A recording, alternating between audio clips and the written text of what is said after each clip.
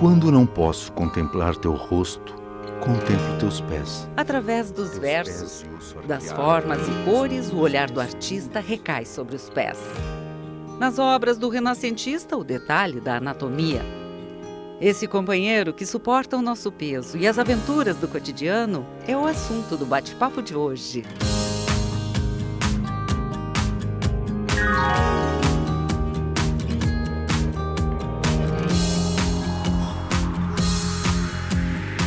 O que te chama a atenção nesta obra? A gente vê aí uma criancinha, né, e a outra dando um beijinho no pé.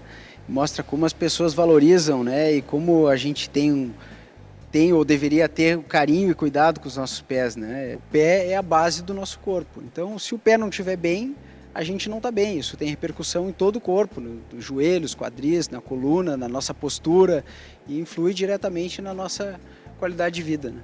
E é muito comum as pessoas terem problemas nos pés? É extremamente comum e boa parte deles poderiam ser evitados. E quais são os principais problemas que as pessoas podem ter nos pés? A queixa mais comum no consultório é a fascite plantar, né?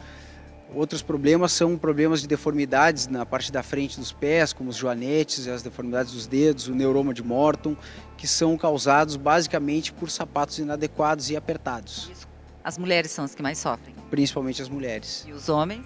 Os homens são mais afetados por lesões relacionadas ao esporte, à sobrecarga também, mas é um padrão de lesões bem diferente.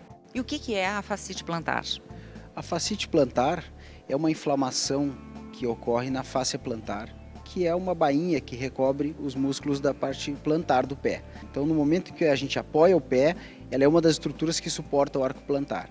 Encurtamentos musculares na panturrilha, na parte posterior da coxa, que impedem a dorsiflexão do pé, acabam gerando uma tensão excessiva nessa fáscia. Então isso acontece por sedentarismo, por diminuição de mobilidade, por deformidades que acabam causando alterações angulares no pé, que sobrecarregam essa fáscia plantar. Essa tensão excessiva, ela causa micro-rupturas e que gera um processo inflamatório que vai se cronificando. Mas a gente já no início já começa a sentir alguns sinais. Quais são eles? O primeiro sintoma é dor.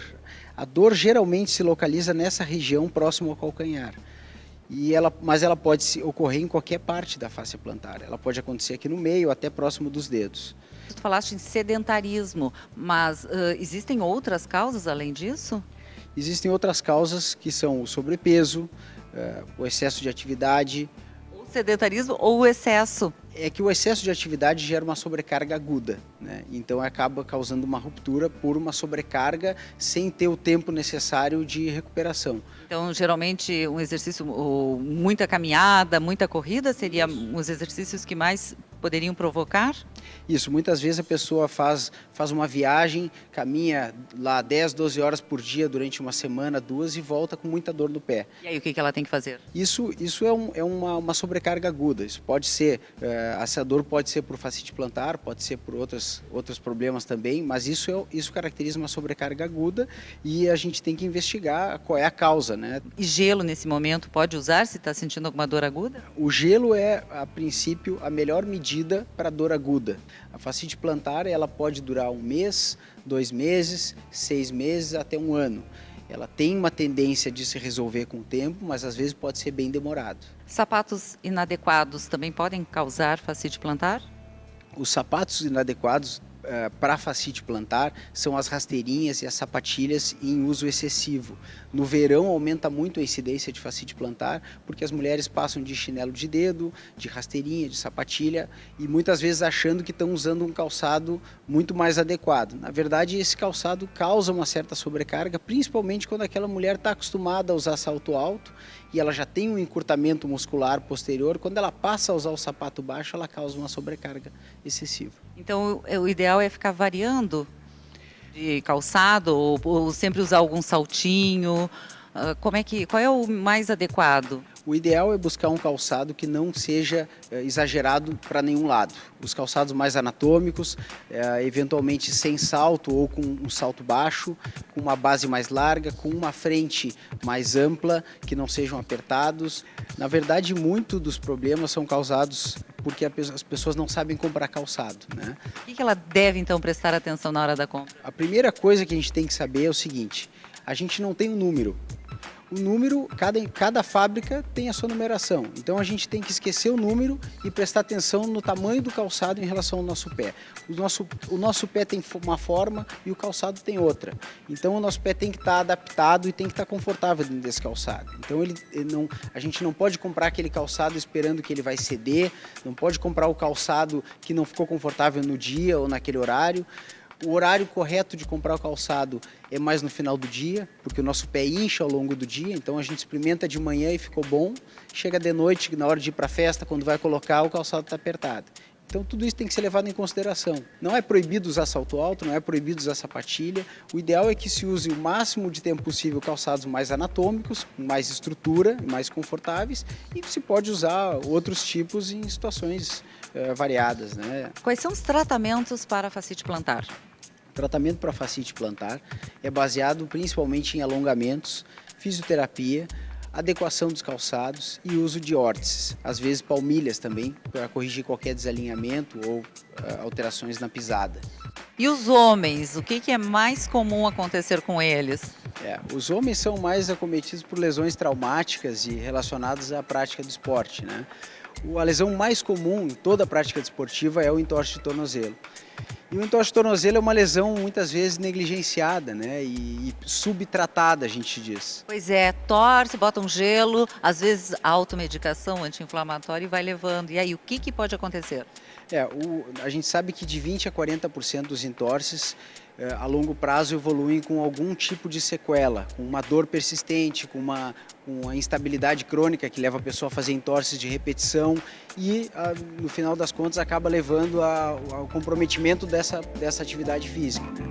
Então, o que tem que fazer é sempre procurar um médico, sempre avaliar, ver qual é o grau dessa lesão e fazer um tratamento adequado. Porque, às vezes, um mês e meio de tratamento bem feito previne uma sequela que depois vai levar a um comprometimento muito maior. Então, chegar um mês ou dois depois, dizendo que eu fiz um entorse de tornozelo, achei que ia ficar bom e não fiquei. Bom, a gente já perdeu a chance de tratar na fase aguda, a gente já perdeu o melhor momento para fazer um tratamento adequado. Se jogou futebol, torceu o pé e saiu do jogo, tem que sair dali e procurar uma emergência. E as deformidades são também problemas muito comuns?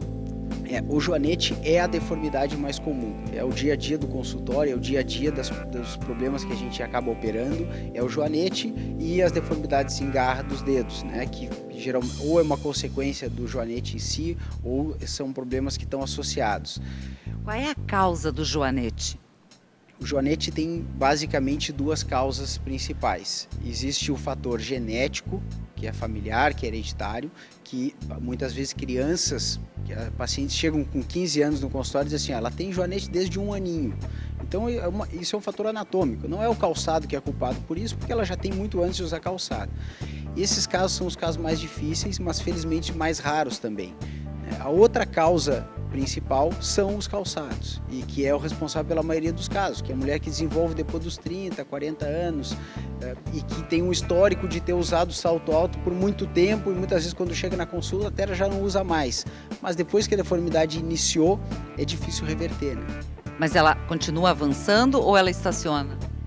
Ela tem uma tendência a progredir, mesmo que se deixe de usar o salto, porque uma vez que ela iniciou, ela causa um desbalanço das estruturas tendíneas e ligamentares que tende a progredir essa deformidade.